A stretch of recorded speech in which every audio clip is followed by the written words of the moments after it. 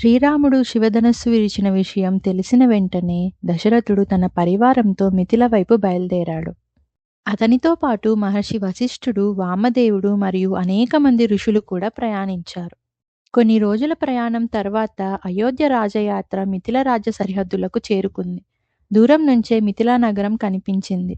వీధులన్నీ శుభ్రంగా అలంకరించబడ్డాయి. ఇళ్ల ముందు రంగవల్లులు, మామిడి ఆకుల తోరణాలు, పుష్పమాలలు, దీపాలంకరణ, ప్రతి వీధిలోనూ పండగ వాతావరణం. దశరథ మహారాజు మిథిలలోకి ప్రవేశించగానే జనకుని సైనికులు, మంత్రులు, ప్రజలు ఘన స్వాగతం పలికారు. జనక మహారాజు స్వయంగా ముందుకు వచ్చి దశరథుణ్ణి ఆహ్వానించారు. ఆ ఇద్దరు మహారాజులు ఒకరినొకరు కౌగిలించుకున్నారు. అది కేవలం ఇద్దరు మహారాజుల కలయిక కాదు, సూర్యవంశం మరియు విదేహ వంశం కలిసిన పవిత్ర క్షణం.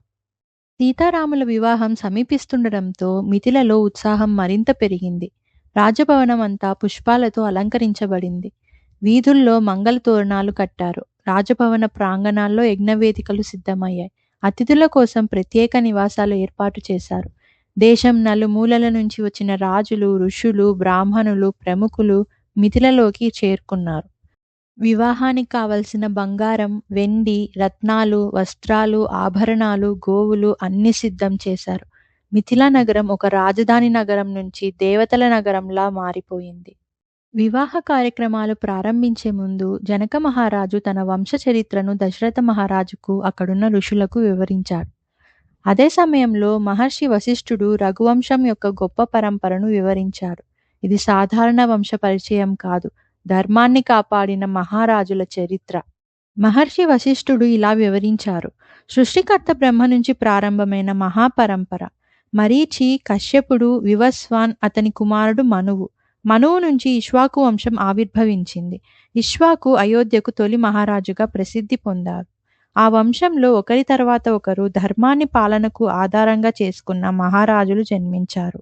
సాగరుడు, అసమంజుడు, అంశుమాన్, దిలీపుడు, భగీరథుడు, రఘువు, అజుడు, దశరథుడు, ఇలా తరతరాలుగా సాగిన ఈ వంశమే రఘుకులం. ఈ వంశంలో జన్మించిన ప్రతి రాజు తన ప్రాణం కంటే తన మాటకు విలువ ఇచ్చారు. ఇలాంటి వంశానికి వారసుడు శ్రీరాముడు. ఇక జనక మహారాజు తన పూర్వీకుల గురించి వివరించారు. విదేహ రాజుల పరంపరలో మిథి, నిమి, మిథిల, అలా గొప్ప రాజులు తరతరాలుగా ఈ రాజ్యాన్ని పాలించారు. ధర్మం, జ్ఞానం, త్యాగం, వైరాగ్యం, వీటికి విదేహ రాజుల ప్రసిద్ధులు. ఆ వంశంలోనే జనక మహారాజు జన్మించాడు. ఆయనకు సీతాదేవి భూమాత ప్రసాదించిన దివ్య కన్య. అందుకే సీత కేవలం ఒక రాజకుమారి కాదు, ఆమె భూమాత స్వరూపిణి. మా తండ్రి హస్వరోమ మహారాజుకు ఇద్దరు కుమారులు. ఒకరు నేను జనకుడను మరియు నా తమ్ముడు కుశధ్వజుడు. మా తండ్రి మరణించిన తర్వాత మిథిల రాజ్య బాధ్యతలు నాపై పడ్డాయి. కానీ మిథిల సింహాసనంపై నేను కూర్చున్న వెంటనే ఒక భయంకరమైన సవాలు ఎదురైంది. మిథిల వైపు ఒక మహాసైన్యం కదిలింది. ఆ సైన్యానికి నాయకుడు సుధర్ణుడు. అతడు శక్తివంతమైన రాజు. కానీ అతని లక్ష్యం కేవలం మిథిలను జయించడం కాదు. అతని కన్ను మిథిలలోని భద్రపరిచిన మహాదేవుని దివ్యధనస్సుపై పడింది. అంతేకాదు, నా సీతాదేవిని కూడా ఆధీనంలోకి తీసుకోవాలని అతడు అనుకున్నాడు. సుధన్వుని రాజ్యం పేరు సంకాశ్య రాజ్యం.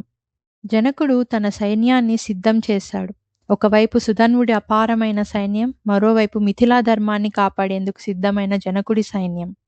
ఘోరమైన యుద్ధం తర్వాత జనకుడు సుధన్వుడిని ఓడించాడు. అతన్ని ఓడించిన తర్వాత జనకుడు మరో గొప్ప నిర్ణయం తీసుకున్నాడు.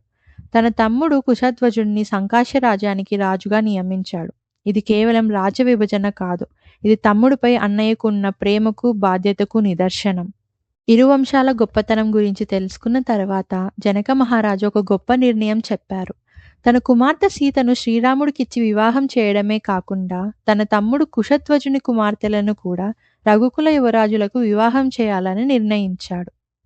అంటే శ్రీరాముడు సీతాదేవి, లక్ష్మణుడు ఊర్మిళ, భరతుడు మాండవి, శత్రుఘ్నుడు శృతకీర్తి, అలా 4 వివాహాలు ఒకే శుభముహూర్తంలో జరగాలని నిర్ణయించారు. ఈ నిర్ణయం విన్న దశరథుడు ఎంతో సంతోషించాడు. వివాహానికి శుభమైన సమయం నిర్ణయించబడింది. ఋషులు, వేద పండితులు, యజ్ఞ కార్యకర్తలు అందరూ వివాహ కార్యక్రమాలకు సిద్ధమయ్యారు. పవిత్రమైన అగ్నిని ప్రతిష్ఠించారు. మంత్రోచ్చారణతో మిథిలా రాజభవనం మార్మోగింది. వేదఘోషలు, మంగళ వాయిద్యాలు, శంఖనాదాలు, పుష్పవర్షాలు, అన్నీ కలిసి మిథిలను ఒక దివ్యలోకంగా మార్చాయి.